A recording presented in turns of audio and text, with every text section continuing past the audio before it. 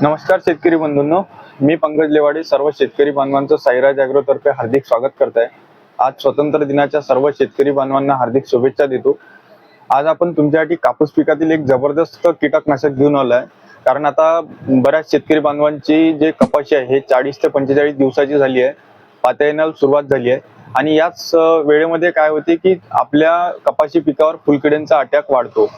तर त्यासाठी आपण एक जबरदस्त औषध घेऊन आलोय जे की घरडा कंपनीचं आहे, बकील नावाने।